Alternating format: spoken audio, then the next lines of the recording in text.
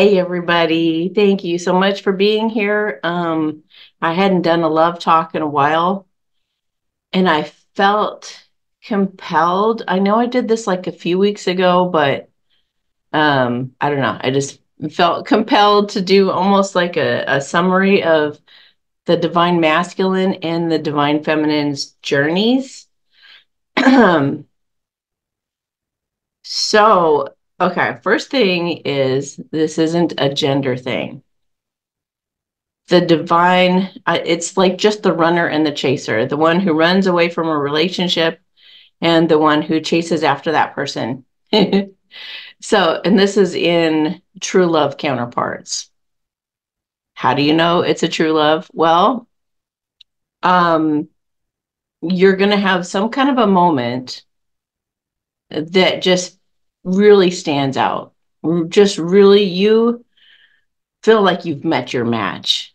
You feel like you have met somebody who could just completely blow open your reality, just change things forever. You know that this person, you like almost see into their soul. You can see right through them. And at first, that's very, very exciting. And and it just makes both of you act like a little kid, couple of little kids. And you get so excited and you just elated because you find a kindred spirit in each other. You see something so special in that person and you know this somehow is meant to be, and you'll see all kind of signs and synchronicities about it. You'll see their name, their occupation, their vehicle, like so many things will remind you of them that you're just like, this has to be destiny, this has to be, like there's no way that this couldn't be meant to be. So it's like that, they call it the bubble phase, when you guys are just like the only thing that exists in each other's world. And you fall in love like immediately, right on the spot, pretty much. So, and it's not a lust thing, it's a heartfelt thing, it's an honesty thing, it's a vulnerability thing. You get to see an aspect of them you know is rare and they don't show just anybody. It feels very, very special. And it feels very much having to do with the two of you being connected. You know darn well that that person wouldn't be the same with anybody else. So it's this beautiful moment when you feel like a little kid with somebody and you feel giddy like a little teenager and excited, and it seems to like erase all the pain of the past and give you all of this hope and inspiration, and it's so exciting. So but here's what happens when you meet a true love counterpart. There is intentionally a division that happens. You go opposite directions. That's why it becomes the runner and the chaser. Both of you are the runner and the chaser toward each other at first. It's like, oh my gosh, let's do this thing. This is incredible. I love you. And you just feel all these fireworks and everything. Then you go your separate ways. And like I said, on purpose, in divine timing, you guys kind of go through like I call it like your boot camp. It's like your emotional boot camp, because we'll start with the masculine and what he goes through. Basically, the divine feminine is the masculine's ego death. So somewhere along the line of his development, he may have been vulnerable, he may have been himself, he may have been uh, just as God meant him to be initially. Then at a certain age or at a certain point or a certain situation or dated a certain girl that showed him that love is unsafe, that you really should kind of aspire to impress people. Then the ego kicks in. Demons, we know the ego is demons. So the ego or demons kick in and just take over and just say, oh, well, if you had the perfect car or even a whole line of cars, if you had the person that everybody in the whole world would think was perfect, then I would be, on top of the world, or everybody would respect me. Everybody would treat me well. Everybody would, I would have it all the money, the job that people would respect and look up to. And they create this whole people pleasing trap. It's a people pleasing prison, a people pleasing prison, a PPP. Honestly, guys, if I could wave a magic wand and have just one wish, I, especially when it comes to true love, I would abolish people pleasing, because people pleasing makes you inauthentic. It makes you fake. It makes you, it's evil.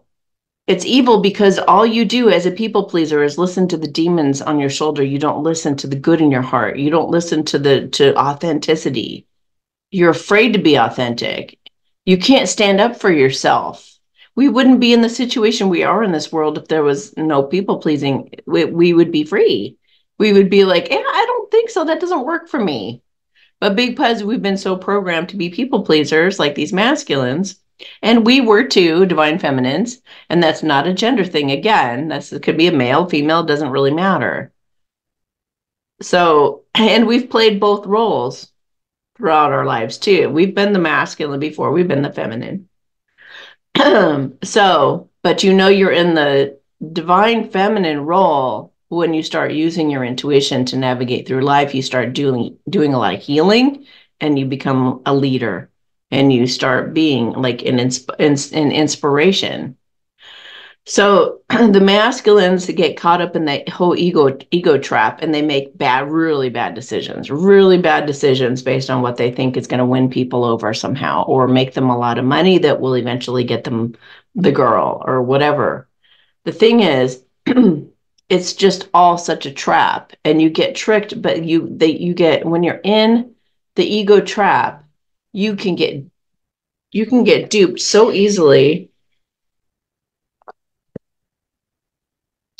You can get duped so easily because you're just led by demons all the time. You'll get tricked, you'll get manipulated.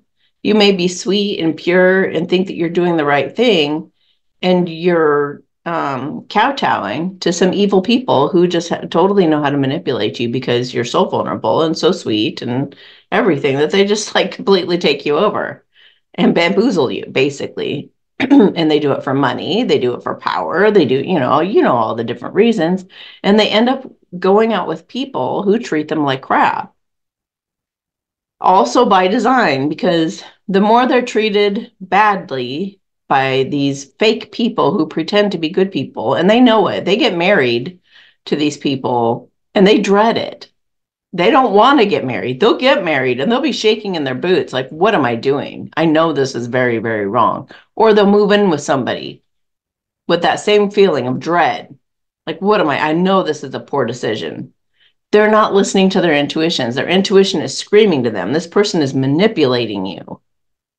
Don't go into this trap. And then they do it anyway. They do it anyway, because God forbid it should ruffle some feathers if they don't. Or, I don't want to go down that rabbit hole. You tip over that domino and it's all going to fall. Little do they know that the falling of the dominoes is exactly what needs to happen for their ego death. They're avoiding the very thing that's going to give them freedom and ultimately their dreams come true, everything they've ever wanted. But they're so afraid and so programmed to do the people-pleasing thing that they never get what they want. And they stay sad and depressed, and they wallow in self-pity, and they think they're undeserving of this feminine that they ended up parting ways with. But the cool thing about that is that they're always going to aspire to be the man or the woman that their divine feminine, that they think their divine feminine would expect or want. And it pulls them out of their ego more and more. It makes them practice with their partner, their karmic. It makes them become less argumentative, take more personal responsibility. It helps them to grow and mature, to be the man that they could be for their feminine. And so they go through like this whole maturing process in order to be with their feminines. Now, on the other side, on the feminine side, they have a similar thing going on. So they see the masculine run. They don't understand, why did you run? We were obviously had something so rare and so unique and so special. Like how could you go run off to somebody who's totally blowing smoke, who's totally manipulating you, who's totally seducing you? How could you fall for such a trap? You even told me, they'll say, you even told me that you knew that that was a bad thing, and you still ran into it and you stayed into it. And guess what? You know, they just get led by the nose. It makes me think of the bulls that have the earring in their nose. They're just led around by this, you know, just total manipulation. And the karmics don't even realize. The karmics don't even realize they could be happy with somebody that they really love. But instead, they try to mold and shape the masculine. Some of them are flat out sadistic. Some of them are psychopaths or sociopaths, and they have no feeling. They just want attention. They just want the money. They just want whatever they're after. We're not talking about them. A lot of karmics are unfortunately really, really bad people. Really bad people. Very manipulative. They even like curse the feminine who did absolutely nothing to deserve it. And the feminines aren't even making any kind of an effort to even look at the masculine or even care anymore, because they're so disgusted by the whole situation, and the poor feminines are still attacked by the jealous karmic for no flipping reason at all. Just because they're insecure little 5-year-old girls that are dealing with an insecure 5-year-old little boy. And sometimes it can be so frustrating. So feminines, I understand. I understand completely if you're in that boat and that you just can't, you're just shaking your head like, how could he be with somebody so immature that they would be attacking me with black magic when I've done nothing? But the karmics are insanely jealous because they know that the feminines are the real deal. They know the feminines really have what the masculine wants, ultimately. What does the masculine want? The masculine wants somebody who will nurture that little boy inside of him that never got the chance to grow up, that got thwarted by the evil plan to make him go sideways and start going after impressing people, which is impossible, by the way. It's impossible. You have to learn to get to a point, everyone has to learn to get to a point of doing what they truly want because they want it, because the desire has been placed on their heart by God. There's no way that there's something that you can do that everybody will respect and love. There's just no possible way. And it's it's such an illusion. And Satan is all about illusions. Nefarians are all about lies and illusions. I look so kind and sweet and innocent. Even the way that I talk is so sweet, but they're fake. They're totally faking it. It's an acting role. I mean, it's just, you know. So what happens while the masculines are being treated like that, I'll go back into the feminine again. But what happens is they start to see it. They start to see that they're getting duped. They start to see they're getting seduced. They start to see that every time every time they try to escape the trap or try to escape the matrix even or any of that, the karmic will put a lid on them. That's not what I want. I want this. And they point them in the direction of what they want. You know? You're not going to do something I don't want you to do because you're my robot and I don't really love you. You're just supposed to do everything that I say and do. Otherwise, I'm either going to get pissed off, I'm going to put a guilt trip on you, or I'm going to do something to control you with this lid. You're not going anywhere. That's basically the karmic right there. You're not going anywhere because you are producing for me. You're producing money, you're producing attention, you're producing all these things that I feel like I need to be a whole person when they're just an insecure little girl inside, not doing their proper healing. And they're faking it. They're faking being a nice person. I've seen it so many times, just faking it, flat out faking it. And what's really funny though, is you could test them so easily because they're so easy to get triggered and they're so easy to get mad. That's how you know a karmic from a real kind person. Is a karmic will blow their shit so easily. It's ridiculous. Or they will bite their lip and you could just see the rage in their face, even if they're pretending to be nice about it. They're fake. They're two-faced, completely two-faced. So the masculine starts to figure that out. And he finally gets smart eventually. It may take a million years, you guys. This is why I say never hold out for a masculine.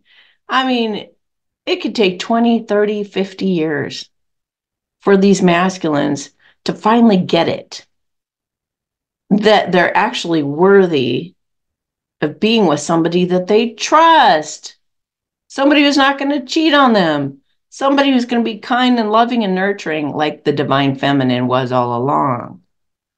When they met, when they had this meet cute, they saw the potential. They saw their future, basically.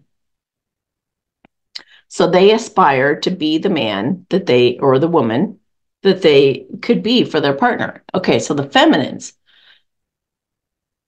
while the masculines go through their ego death, the feminines go through even deeper healing because they feel like I'm too fat, I'm not good enough, I'm too insecure, like whatever. Like they go through all of these, like questioning themselves, and they're all alone. Especially imagine in this crazy world, it's like amped up times a million. They're all alone facing everything that's going on in this world, and they're the kindest, most loving people you could ever know. And they're all alone. While these guys over there are spending all their time and energy on somebody who completely doesn't deserve it. All by design, though. So over here, the feminines are going through this process of like, is there something wrong with me? Do I this and do I that? And they just totally question themselves. They wonder if they'll ever find love.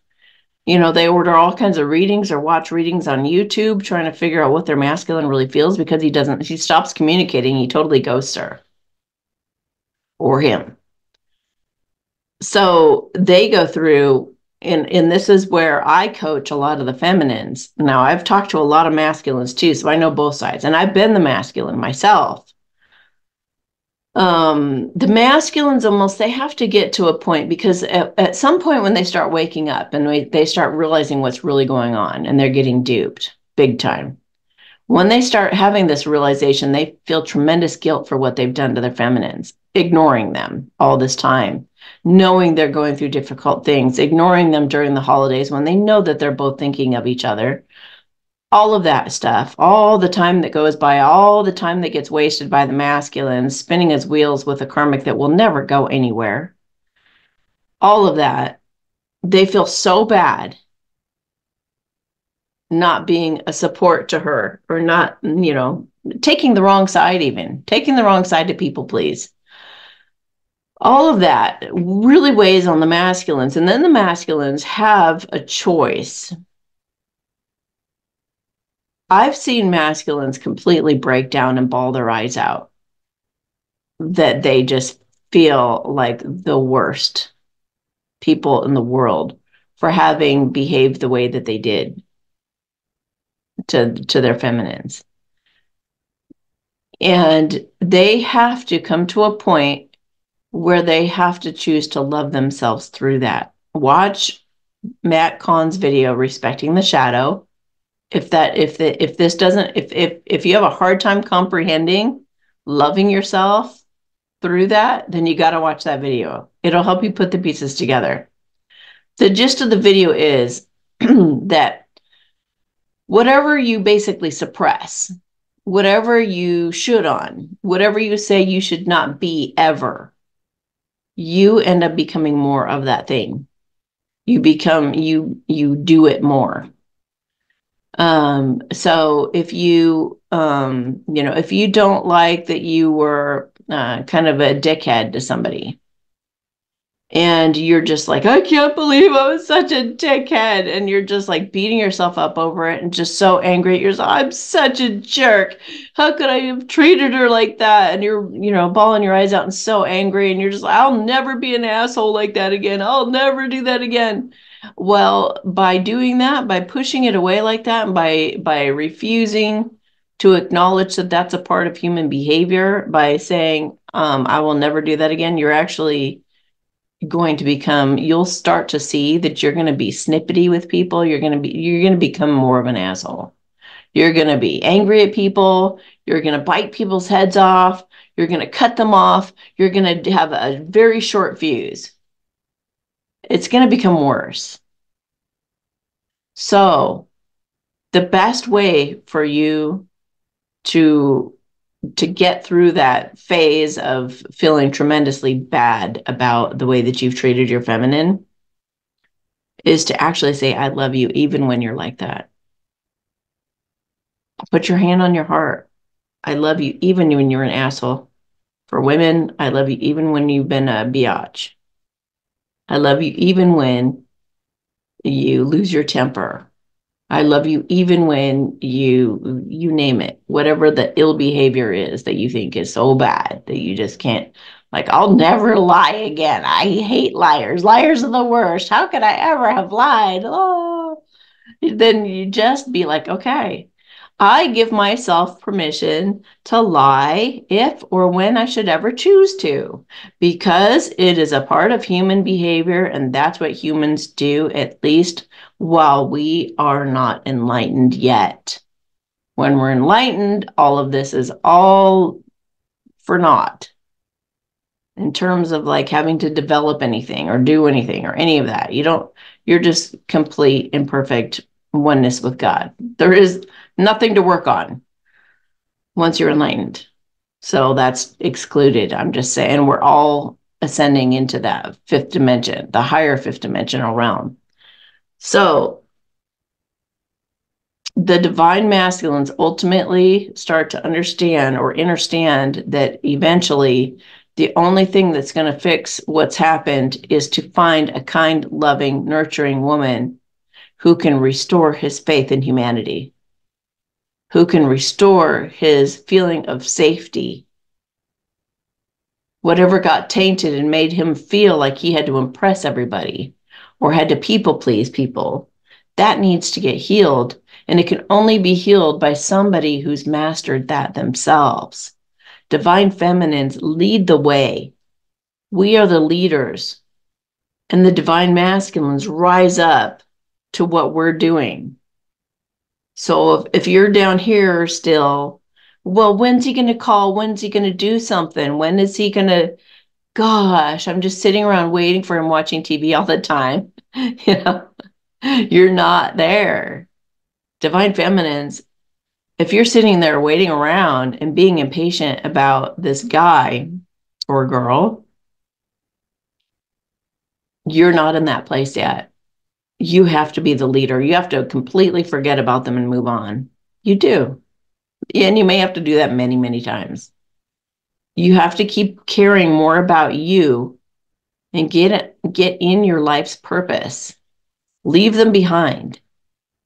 And either they will catch up to you, which they will eventually, just you never know how long that's going to take. But either they catch up to you or you're going to find somebody who has and who recognizes a good thing when they see it and they know this is my chance to heal. And he heals her as well. The divine feminine and the divine masculine come together in an incredible way, and they can heal those aspects of themselves that were avoidant and scared. They can take the ego out of each other, but they have to be to that point where they can, when by they, I mean the masculines by then, because the feminines can absolutely do this in their sleep. The masculines have to be to a point where they can apologize and they want to look at themselves and they're not so easily triggered. They have to get to a point where they can have a mature conversation when each of them gets triggered. And they have to be willing to sit down and say, okay, so I know you didn't mean to do this. And I know I tend to have a sensitive, this could be either of you saying this. I know I tend to have a sensitivity about this thing because I had an episode happen when I was younger.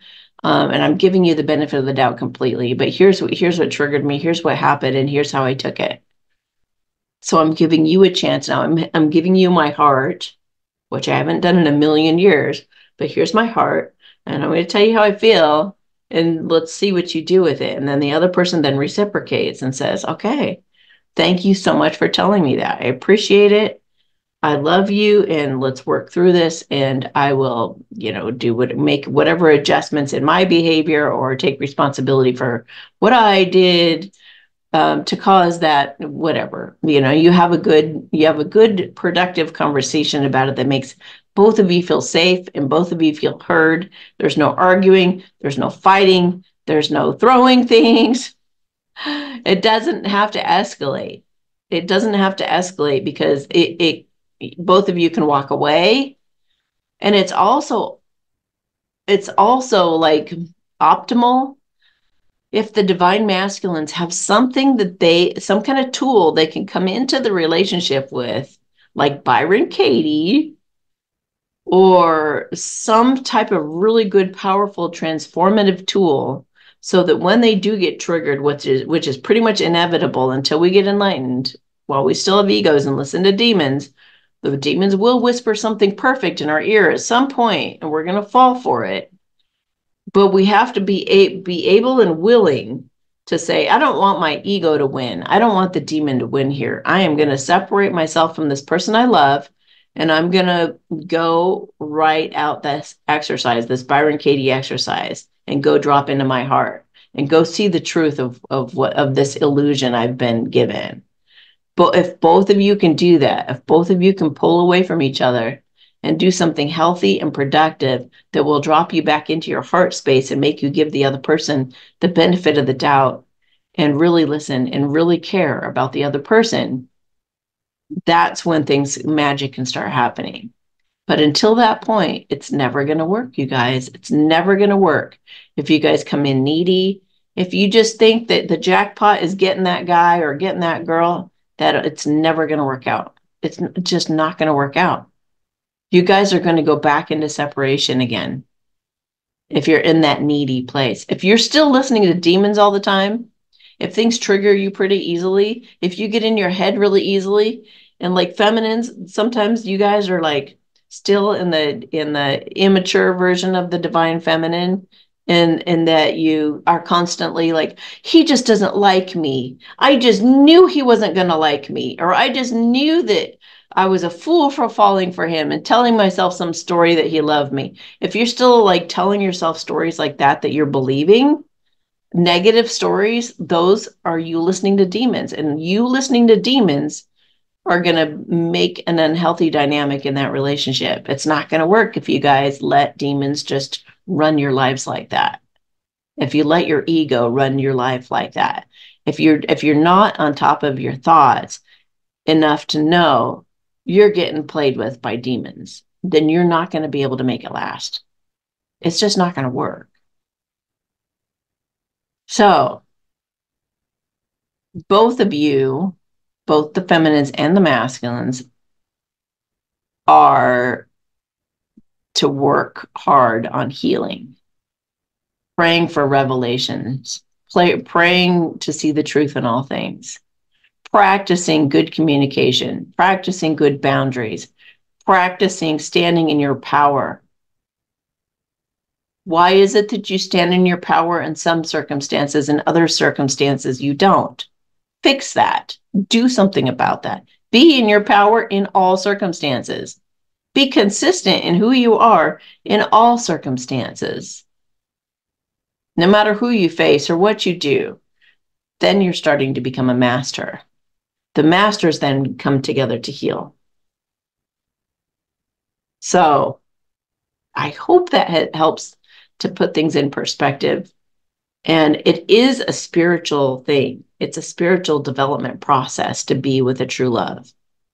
And yes, you can always opt to go with somebody, like once you're a master, you can always meet another master and do really well.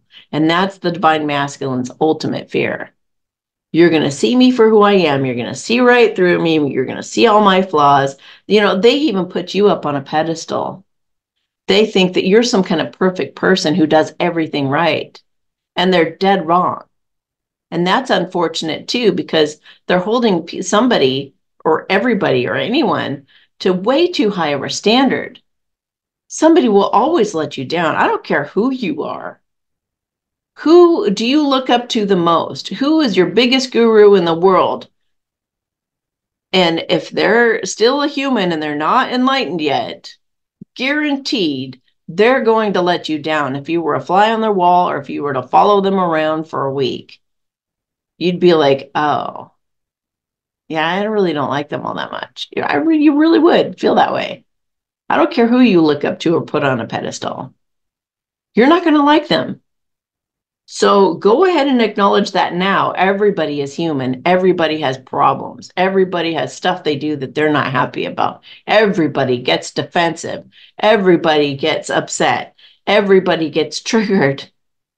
Nobody on this planet, I don't care who, is perfect. It's all an illusion. It's all a facade. Nobody's expected to be perfect. So the more you can just develop your own safety net in yourself, your own self-soothing mechanism, so that when that person fails you and comes off that pedestal, you can catch yourself, the safer that you're going to feel and that you're going to be and the better partner you're going to be. You have to be able to catch yourself when you fall, because everybody will let you down until we're all enlightened. Everybody's got an ego and everybody will let you down in some way, shape, or form. Now, you can people please them and act like they're not letting you down, but it's a lie. So if you're being honest with yourself, it'll let you down. It's going to be a bummer. Something is going to be a bummer about that person you think is so damn perfect. That's the problem that you had when you were a child and you had your bubble burst masculines. Whatever that was that made you feel like, okay, but it doesn't pay off to be real. It pays off to impress. Whatever did that to you, you put that person on a pedestal and they were not perfect. You know, like that person that you dated that you thought, oh my gosh, you know, oh my gosh, let you down and was a human being. They cheated on you. They lied about you. They, you know, did whatever. They were a human. That's what humans do with an ego. You listen to a demon, you're going to do really stupid ass things. That's just how it is. And most people, 90% of the planet, do stupid ass things and are listening to demons all the time. They don't even know it. So nobody should be put up on a pedestal. Demons are everywhere. They're always playing with people's heads, always. So we need to stop making people perfect, number one. And number two, be able to allow people to be human and to make mistakes and to be stupid. You know, we have to have a sense of humor about it. We need to see it for what it is and give as much grace to others as we do ourselves. So that means that we have to show a lot of grace for and love for ourselves. So if you're that one that says, oh, I was such an asshole to that person, that's when you go, I love you even when you're an asshole, or even when, if you can make it within your power to pick and choose when and if you should ever have to lie, that's your power. If it, you know, we are capable of the whole gamut. We're capable of murder. We're capable of all the worst of it. And if you say, no, I would never, you're going to become the murderer, either of yourself or someone else in some way, shape, or form. And just ask Byron Katie. She's got books written on it, not murder. But I'm just saying, In some way, you will murder somebody or something, or it would be the equivalent to it, like massacring somebody with their emotions, just annihilating somebody, making them feel like crap, or making them feel terrorized or scared to death to catch a disease.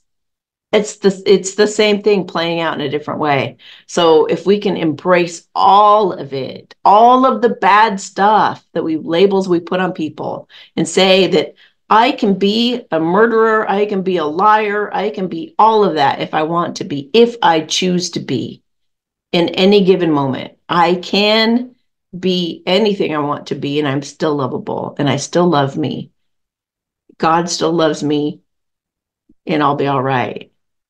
If you can do that, if you can embrace all aspects, you're going to be the master, and you're never going to do those things. You're never going to need to do those things, because why would you ever choose them if you love yourself like that? You would never choose to do a bad thing if you love yourself, because you would never want to feel the guilt that would come from doing that bad thing. You would never want to harm anybody. And that's what we're coming into. We're coming into a time of the Constitution and common law, which is all about trust, honesty, integrity. But honesty, integrity, and trust and all that don't get developed without people healing themselves and loving all aspects of themselves. You don't become like that by trying to be perfect or acting like you are perfect. Nobody is perfect. We have to accept humanity as it is, and accept the humanity in ourselves, accept the ego-driven things that we do listening to demons.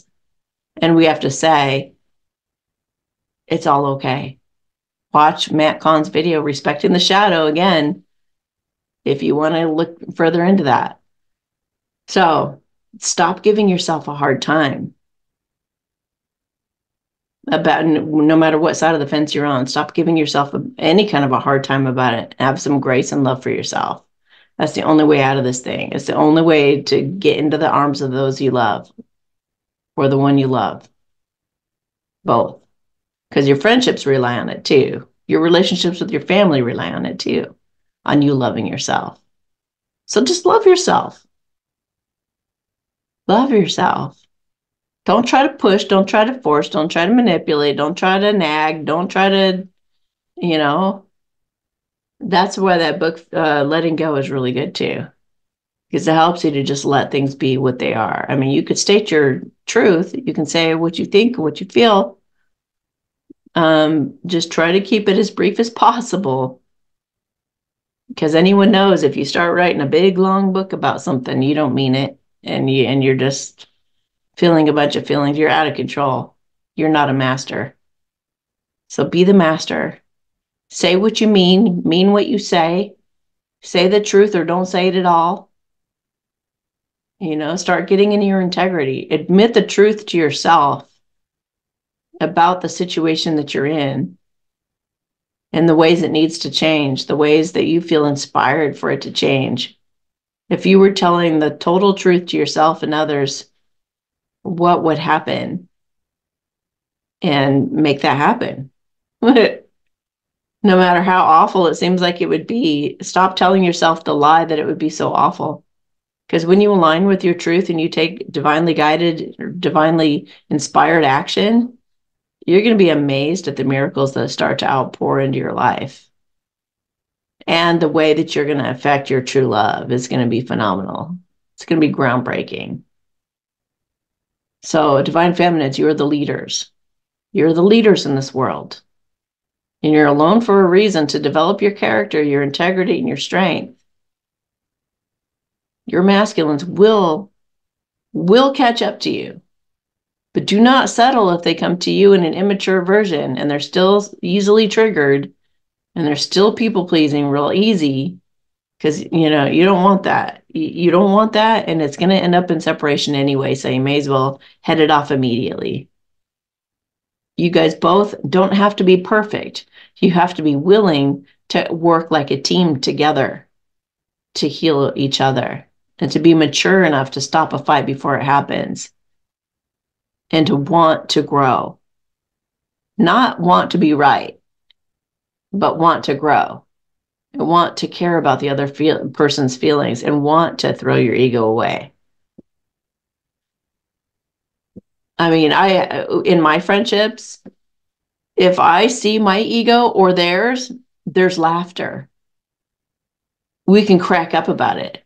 We can tell on it. Ah, look at what my ego tried to get me to do. Look at what that demon tried to tell me. I'm not falling for it. That's where you start getting somewhere, is when you can have a sense of humor and you can see that all that influence is outside of you. It's not who you are. And you'll stop beating yourself up for having listened to the demons of the past that told you to make poor decisions, you know? Anyway, I hope this helps, and I hope this puts things in perspective. I don't think there's anything I left out. When you have a ton of signs and synchronicities with your person, it just means that they're also thinking of you too. They're also loving you too. It doesn't mean you're supposed to be together in that moment. It just means that it's something that's still active, which it almost always is. So just take it as a sweet little nudge from the universe that you really aren't alone. You're not alone. Just keep doing your healing and keep being honest with yourself and keep being honest with others and keep growing and keep loving every single tiny little piece of yourself, especially the despicable pieces. All right. Love you so much, guys, and I will talk to you later. Bye.